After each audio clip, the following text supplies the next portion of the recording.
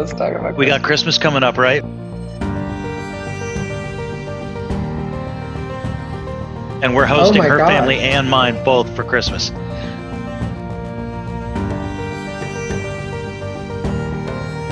So we're like scrambling to get ready. It's like the Griswold's family Christmas.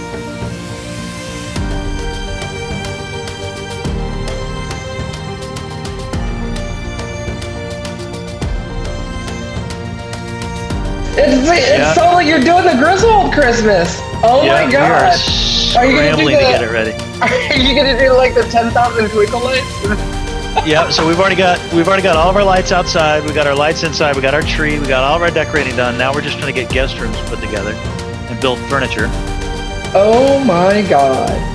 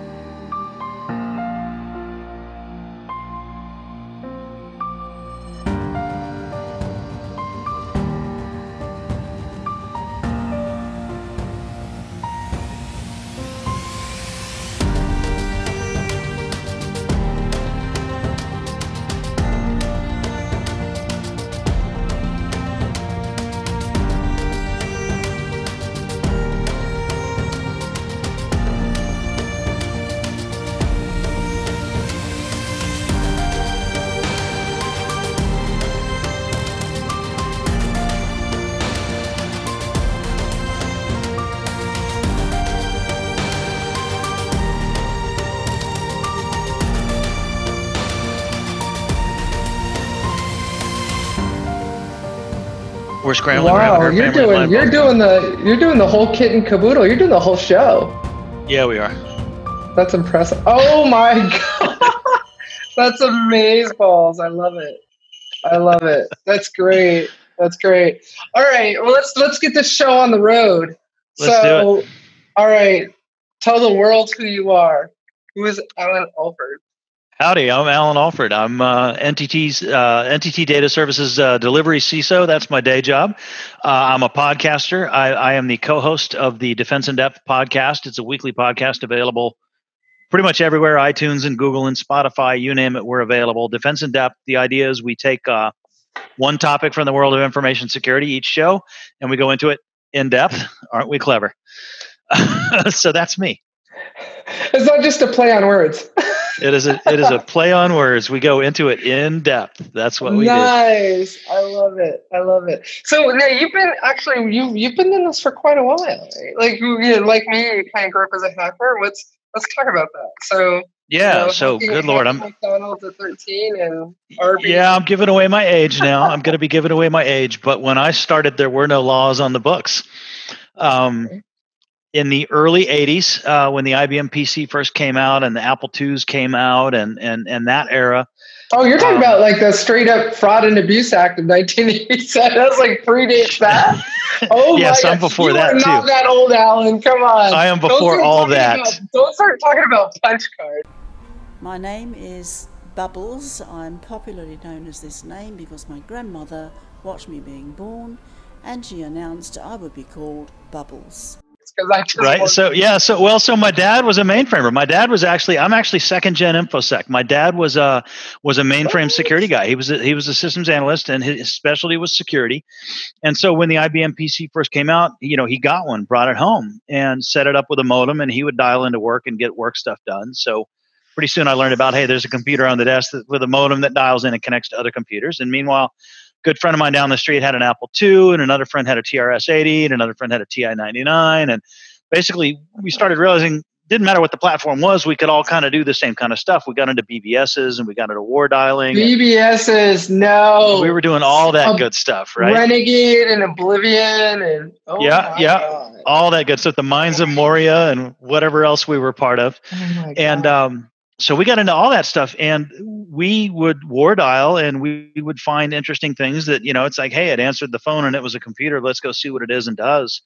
And this was, back in the days of 2600 hertz and all those good tricks. Oh. So we got into all kinds of fun stuff. Nerd! Homer, that isn't very nice. Marge, try to understand. There are two kinds of college students. jocks and nerds. As a jock, it is my duty to give nerds a hard time. And my triumphant moment from that era was breaking into my dad's mainframe. Nice. Wait, the one at your dad's work? That's awesome. That's awesome. I knew the phone number to call because he had that on his desk, right? How did dinner go that night at the table? Yeah, so it was awesome because I was down the street at my friend's house using his Apple IIe, and we've got the modem, and this is the old acoustic coupler modems, like we're talking old school here. And we dialed in the number that I had jotted down off my dad's notes on his desk, so I knew the number to dial. We get greeted with a prompt. It's an operating system with which we're not familiar at all, but from looking at my dad's notes and kind of watching over his shoulder, I learned some stuff that he did and a little bit about how it worked. And so we basically guessed one of his coworkers' passwords, and were successful and logged in with his coworker's account. And so I took a screenshot and printed it on the old dot matrix printer. But I took this screenshot of, look, here's me logged into your mainframe, Dad. Hack the planet! Hack the planet! Shut up and get in the car. Hack the planet!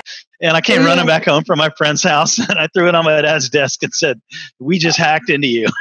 That's amazing. Did the allowance get affected? Did you get grounded? Oh no, he loved it. He was thrilled. Thought it was absolutely awesome that I was able to pull that off. Number one, and number two, it was his coworker who got the lecture, not his kid. Don't have easy to guess passwords, right? Yeah, back when before brute forcing was the thing. Yeah, that was right. Don't have easy to guess passwords was the lecture he gave his coworker, but he pretended to be stern with me, but you could tell he was proud. That's amazing. That's awesome. So tell us about your career. I mean, you didn't obviously start out at NTT Data, right?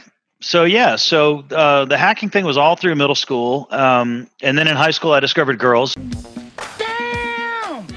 Look, she bending over. Hi, Miss Parker. Hi, boy. Miss Parker just don't know. And quit hanging out with computers. Started hanging out with girls first instead. Three-dimensional girlfriend. That's amazing.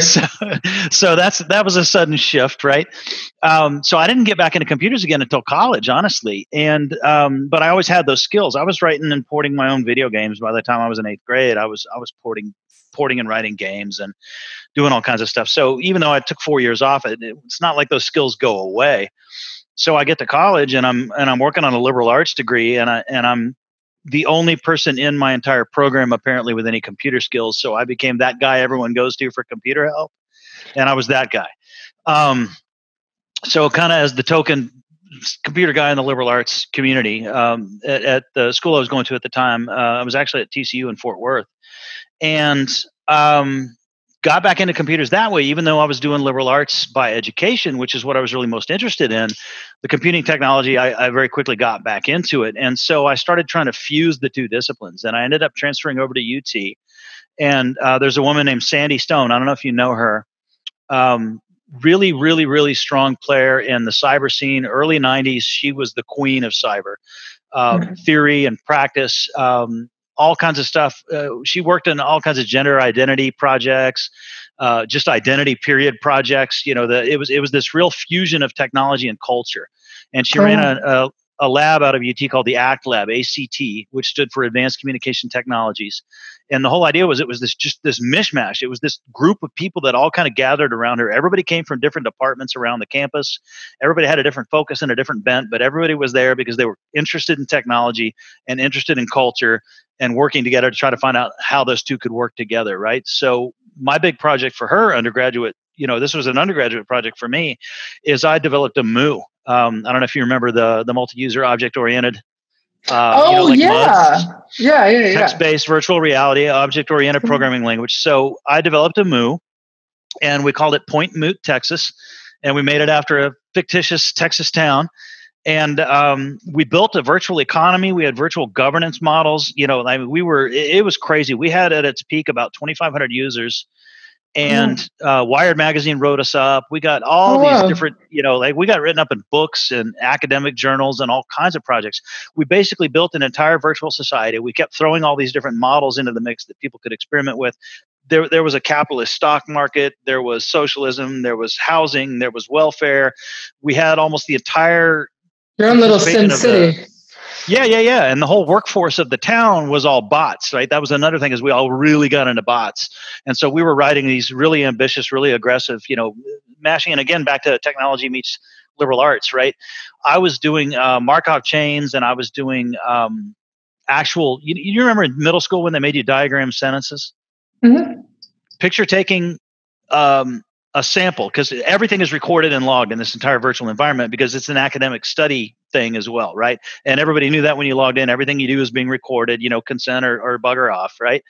And so I had every single piece of conversation that had ever taken place in the environment all saved and archived.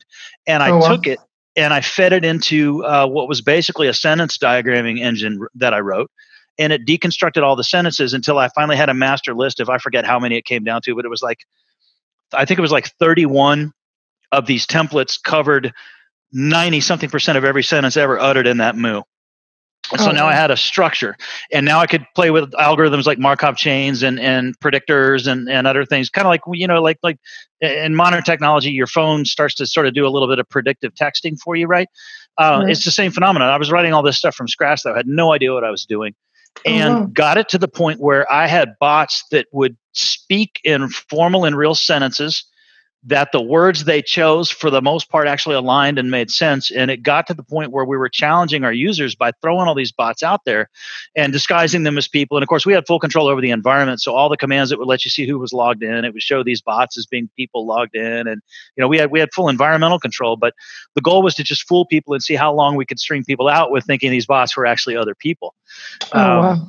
And it was fun. It was a lot of fun. So kind of this weird mishmash of liberal arts and technology. And I taught myself Unix. I taught myself object-oriented programming. I mean, all these kinds of crazy projects. I just kept amassing more and more technical knowledge while still continuing to work on liberal arts in school. So I finally ended up with a liberal arts degree and a career in computing. Wow. Sort of Interesting. One day I looked up and I had a real job, and it was like, oh yeah, it's got nothing to do with my degree, but hey, here's all these skills I developed. So how did you fall into? So I mean, I'm trying to fast forward in your career. You went through different roles: blue team, red team. I'm assuming did some log analysis work, penetration testing work, probably. Yep. So, and then fast forward to now, you're the Delivery CISO for NTT. What is a Delivery CISO? So NTT Data Services is a services company. We're an IT services company. You're a business, and let's say that you decide you want to outsource your help desk. Just, people call the help desk for support, and somebody walks them through and enters a ticket, and did you reboot it, and did you try this and try that? You could outsource your entire help desk apparatus. That's one service we offer. You could outsource your entire IT shop. That's another service we offer. We also do custom application development. We do business process outsourcing. So pretty much any kind of business service you could ever think to outsource, potentially we could do the entire thing for you. So that's NTT Data Services. We're a services company. And my boss, who's the enterprise CISO, for a period of time was the CISO at NTT Data Services. And he went upstairs and told the folks upstairs, he said, look, we really need to double down on the delivery aspect of what we do. We need to devote a role, a CISO role, an executive security role, to the delivery practice itself. And so they invented the role of the delivery CISO. The idea is that I'm the CISO not for the internal corporate landscape, but for all these many customer environments that we have out there. So your responsibility, your AOR, is to engineer security solutions for the services that you guys provide to your customers, or your job is to secure the So customers? governance, reference architectures. The idea is whatever service we provide. If you look at it another way, I'm a CISO whose estate is 1,000 environments instead of one. Okay. So ADD poster child, focus on one new problem and one new customer every few minutes. There you go. That's so I've amazing. got I've got a whole team backing me. We're very matrixed. We have an internal corporate CISO who's a great guy. Okay. We got our enterprise CISO, and we've got me. So there's actually 3 CISOs, which is It's amazing to have this much firepower. Well, I was about to say, but I know that seems like a lot to some people, but if you think about it, the size of NTT is a huge company. I mean, well, so I don't the know. NTT empire is vast, absolutely vast. I think there's 900 and something companies in the NTT empire. I don't know the exact figure, but I think it's up there around 900. But there's NTT Inc., there's NTT Holdings, there's NTT Limited, there's NTT Data, and we're Data Services, which is a subsection of Data, which is a subsection of Inc. and Holding, and et cetera. Right. So we're doing about, if I'm hoping I'm getting these numbers correct, I think we do about $4.5 billion a year at Data Services. So we're big, but we're not great big. So 3 CISOs is a really nice. We're firing on 3 cylinders, and it's a good mix. I think it's done well. And we've got our corporate CISO who steers and drives all the usual stuff you would expect. The notebook computer I'm working on during the day is his jurisdiction, right? But then we've got our client environments as my jurisdiction, and then our enterprise CISO is there to sort of tie all that together and provide overall, architecture and driving vision, but also interfacing into the rest of that gigantic NTT world that you're describing. So I just came back from a week in Tokyo where I got to meet all of my peers from all these other NTT companies, and we were all working together. It was the entire security community of the NTT world, all getting together for a week, and let's work together on standards and practices, and it was a really amazing week. It was good to meet all my peers from around the world. What would the day in life be of a delivery CISO? So can you talk about, I guess, to help our audience better understand your role, can you talk about a current challenge you're facing right now that you're trying to work sure. with? So I manage the GRC team. I mentioned before that we sort of share and we're matrixed. So the GRC team rolls up to me. And the reason GRC went to me is because GRC has a very high degree of utility in the customer space. Obviously, GRC matters for the internal corporate landscape as well, but it's got a very high presence for the customer space. Just like the security engineering team reports to Dan, our corporate CISO, but they also have some implications for delivery. So we share, we cross-train, and we share resources, and we all work together. But the reason we grounded GRC down in my camp is because if you think about, let's say that you're one of the shops that we've outsourced, you've outsourced your entire IT operation to us. So now we are your IT organization. We've got all of our security policies that our GRC guys wrote. We've got all of your security policies that your people wrote. We've got the contracts that bind us together, which might be a master services agreement as well as individual statements of work as each new project and task is taken on. And then there's whatever laws and regulatory are involved. And then it's like, oh, you got an office in Europe and you got an office here and an office there. And you can see where pretty soon, just to say what is security for this one environment, you're actually referring to 10, 12 possible sources that dictate what the security is and should be, right? And so my job is bringing all of that together and making sure that, okay, it's like, all right, you've got your policies here, I've got mine there. We've got a contract. Let's make sure the contract references the meaningful and relevant bits from both sets of GRC documents that we think actually need to be on the table and whatever we need to be doing. So there's a lot of policy work. There's a lot of contract work, working with legal, working with privacy.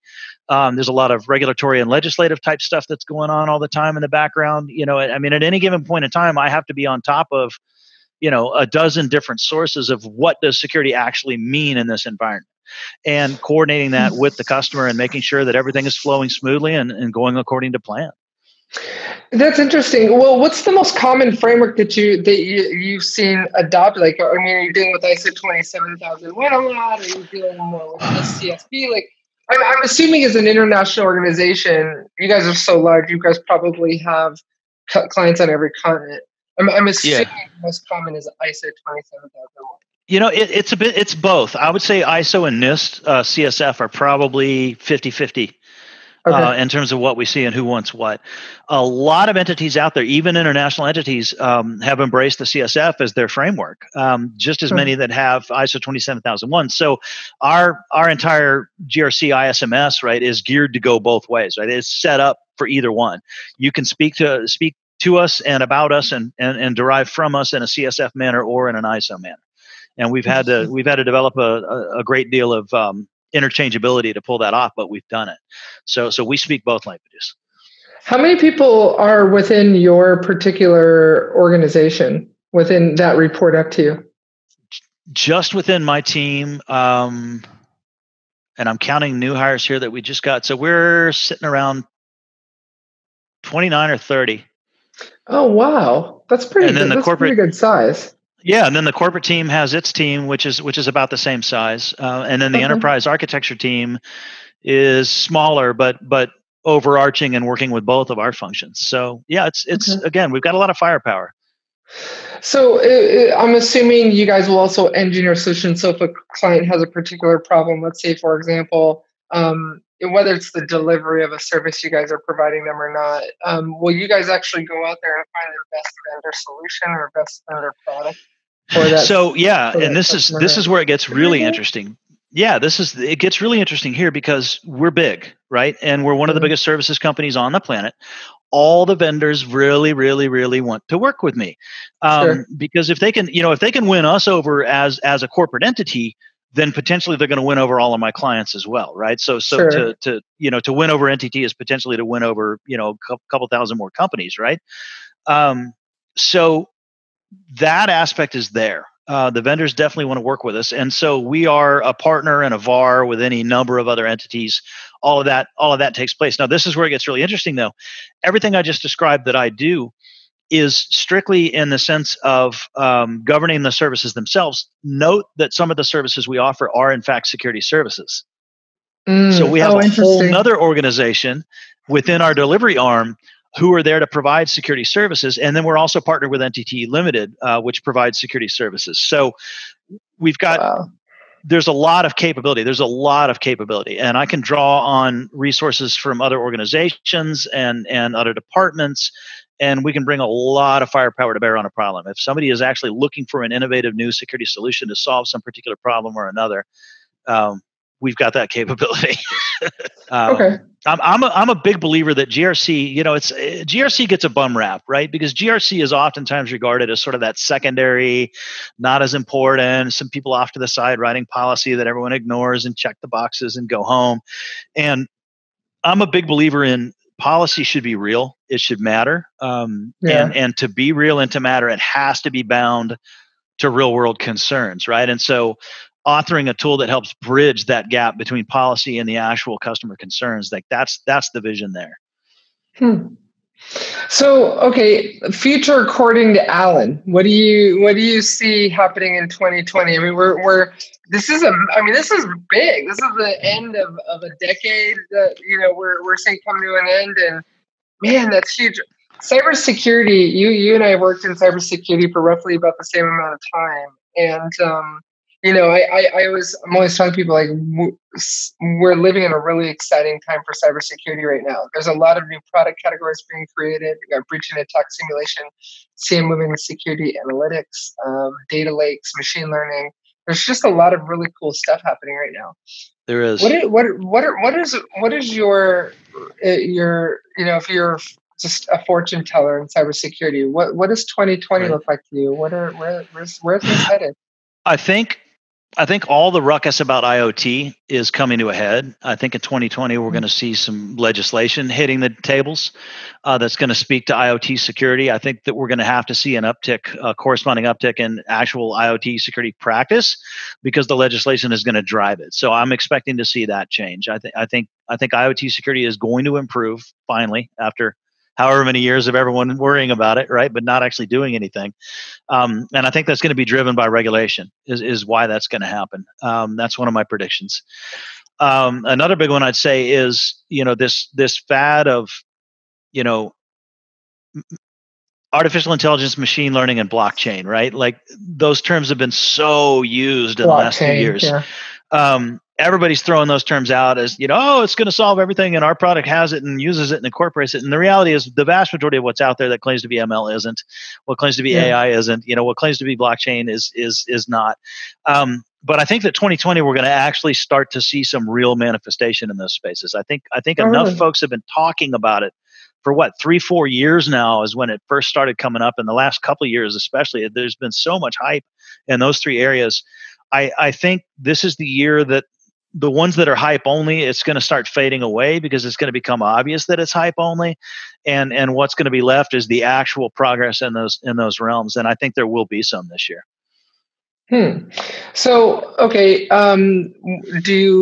if you were to look at a lot of the challenges and problems across the different engagements and the different customers, that you work with in your role, what have you seen as sort of the most common challenges across all those customers? It's the same challenges I saw when I was a corporate CISO. I think everybody faces the same stuff. I really do. It's as a customer coming to me saying, "Hey, we want to outsource this, but we're concerned about that and the other in security." And what are their actual security concerns? They're the same concerns that I had when I was a corporate CISO. It's the same concerns everybody has, right? At the end of the day, you look at a framework like CSF, or you look at a framework like the CIS CSC 20, and you look at your actual practice and you say to yourself, how do I get more secure? These frameworks are a great guide that I can print out and stick up on the wall, but how do I bridge the gap from where I am today to what the frameworks are suggesting I do? And how do I get past that point of compliance and into that point of actually understanding my business from a risk-based perspective? And I think every client is having that same challenge, just like every CISO, whether they contract out to a services company or not. It's the same challenges that you're facing, right? So working with clients to help make that real, to help bridge that gap from, here's a great idea of an abstract framework over here, and meanwhile, here's my practice over there. Let's bridge that gap. And I think that's really the greatest concern for all of us, really, is making it real and making it risk-based. Would you agree that cybersecurity has really matured over the last 2 decades, where it really? I remember once upon a time it was shut everything down, lock it down. If if employees can't do their job, or things people can't do certain things, it was sort of like it was sort of accepted, right? And whereas cybersecurity is kind of matured now to be more of a business enabler, and you can see this sort of religious debate play out, between, in my views, cybersecurity engineers who are more junior to the more senior cybersecurity engineers who talk about cybersecurity being more managing risk, that they've been to the show, they've been to the rodeo, they know that their business isn't going to mitigate every single vulnerability. That if you deliver 10, maybe you'll fix 4. That it's all about managing risk, and that you're not going to completely eliminate that risk. So the only thing you can do is manage it. I mean, do you think that cybersecurity has really changed over the last couple of decades in that regard? I mean, it seems like cybersecurity really is. It's really become more of an enablement. It used to be a function of IT. It was a technology problem. Right. And now it's really being seen as a people problem. Yeah, it is. And I, if you listen to my podcast at all, one of the themes that I'm constantly harping on is 90% of the battle is not technical. 90% of the battle is cultural, right? This is why in recent years, I've really gravitated towards, give me the GRC team, right? I used to be the guy that was like, oh yeah, GRC, whatever. Paper pushers over there checking boxes off to the side while the rest of us get the security work done. Risk assessment, come on. Right, yeah. Right. And now I'm the guy that's like, give me GRC. I want that function, because I really do believe it is a cultural battle. I really do believe it is a people battle, far more than a technology battle. You can deploy the latest tech. You can always, there's always going to be some cool new blinky light that comes out, some flashy toy that does the thing that last year wasn't doable. In between is that stage of the guys that claim they can do it and don't.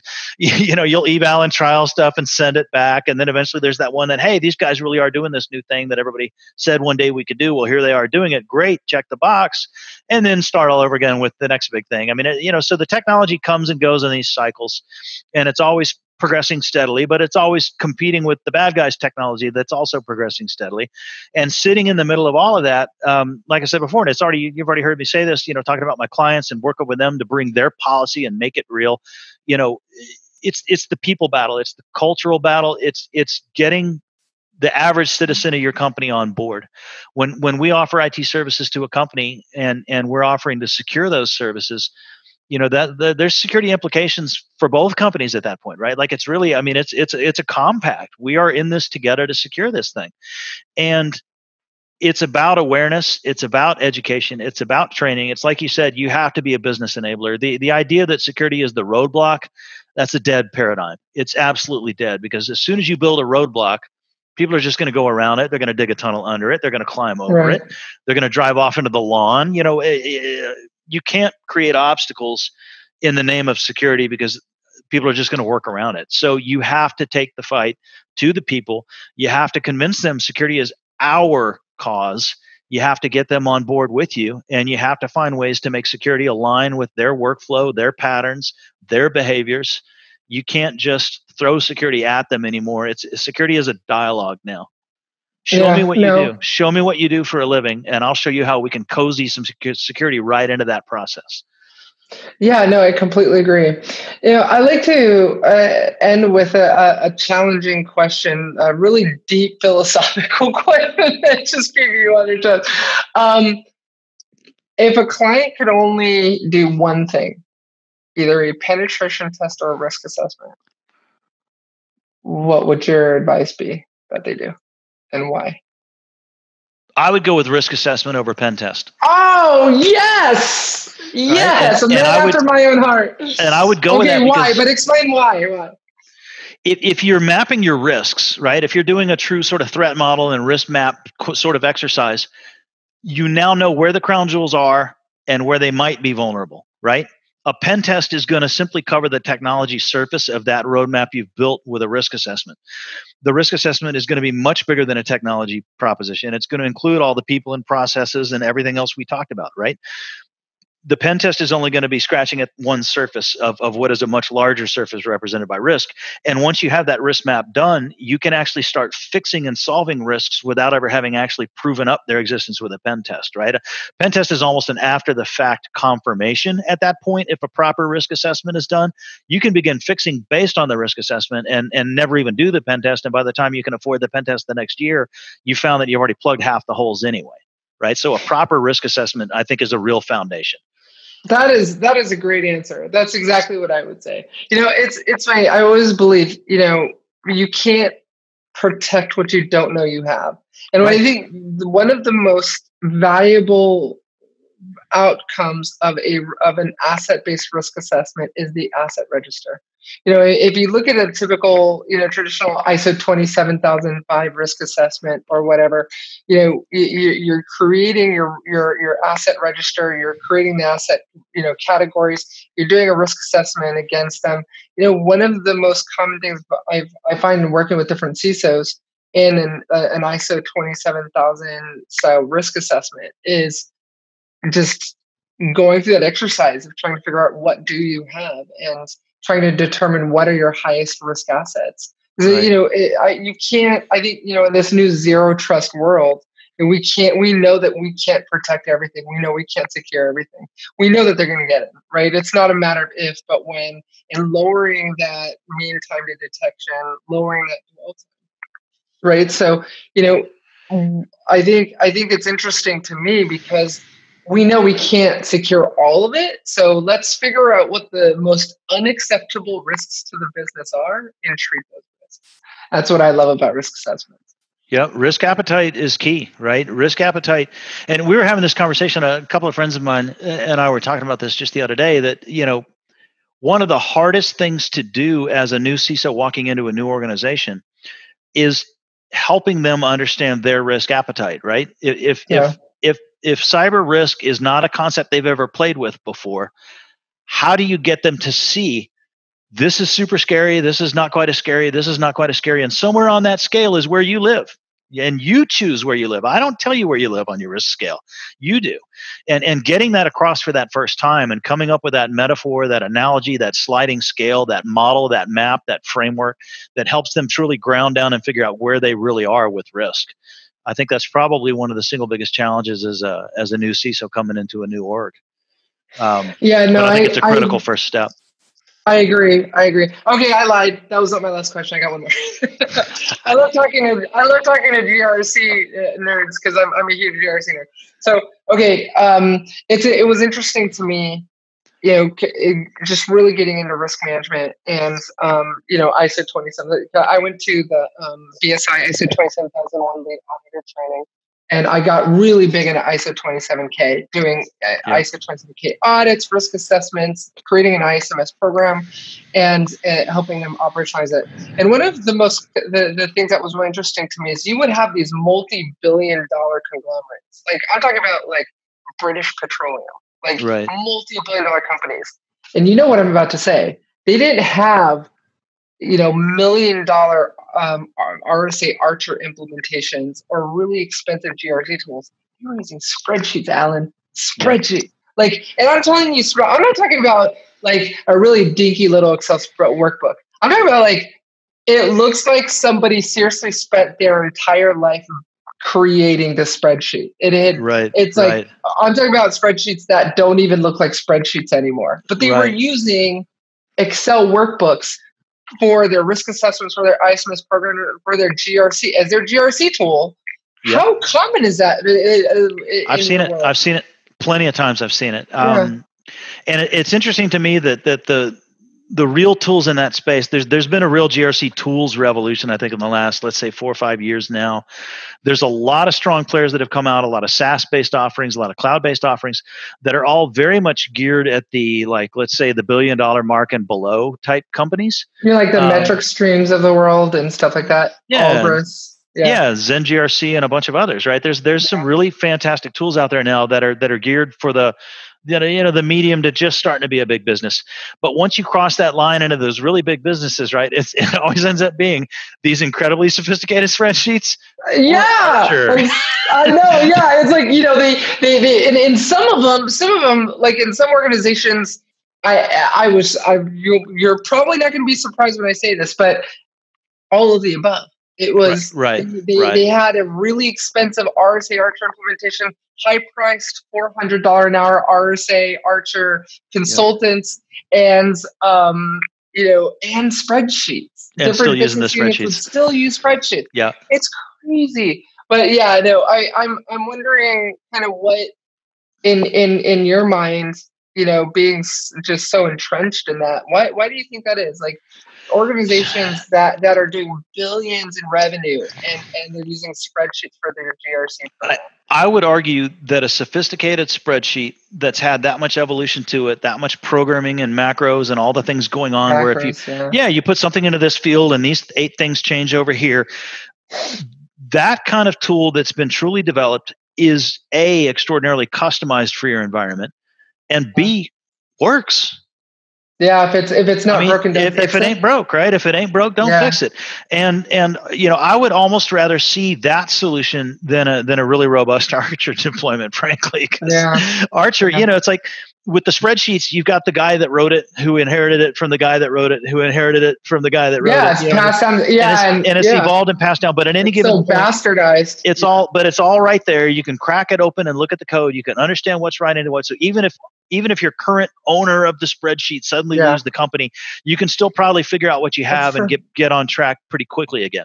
Versus with Archer, you've got this full-time dedicated staff that's all they do is Archer, right? And so there's a real trade-off there. You're losing institutional knowledge with the Archer model versus the spreadsheet model. You're sustaining a lot more overhead with the Archer model, and I'm not sure that you're really getting all that much more than what you could get anyway. And frankly, you could be jumping on Allgress and solving the same problem for the same bigger companies as well. Allgress that's true. Allgress will scale up. It's one of the ones that will scale up. So, there's a lot of choices there, and I don't begrudge anybody their spreadsheets anymore. I used to, but there's any number of applications I've seen. If it works, it works. Yeah, exactly. Business processes all around the world and different companies I've worked for over the years, where one guy doing this one thing with a spreadsheet was solving these massive problems, and it's like, hey, him and his spreadsheet. You're right, and that works. You're right, especially in this global talent shortage. It's easy. Like, pretty much everybody knows Excel. It's a lot harder to find like an Archer consultant than it's somebody that's had to hack up an Excel worksheet. Exactly. So with Christmas right around the corner, what are your final thoughts on the holidays coming up? Here it comes. Ho, ho, ho. Santa. That's amazing. And you're not going anywhere. You guys are you're spending Christmas at home doing the we're hosting. We moved up to the Dallas-Fort Worth area 6 months ago, and we, for whatever reason, decided we're going to host her family and mine for Christmas. So we are scrambling we're not even moved in and unpacked yet, and we're hosting for Christmas. So we are. Do you even have that many guest bedrooms? I mean, what is happening? Two guest rooms. Two full guest rooms that we're fitting out, and then upstairs the college kids are going to be crashing on the futon upstairs, and we'll make it work. We'll have everybody in here. Wow, that's amazing! The 10,000 Griswold twinkle lights and everything. Exactly. That's amazing. All we're waiting is for the cat to pull the tree over. Yeah, exactly. So, well, Allan, it's been awesome. You know, we've known each other for quite some time, and we have a lot of the same friends, and it's great to actually see you and Right. put a face to the name. Actually, when you and I first met, you were over at Polycom, weren't you? Yeah, I was the CISO at Polycom the first time we met. CISO Polycom. Yeah, that's amazing. Do you miss it?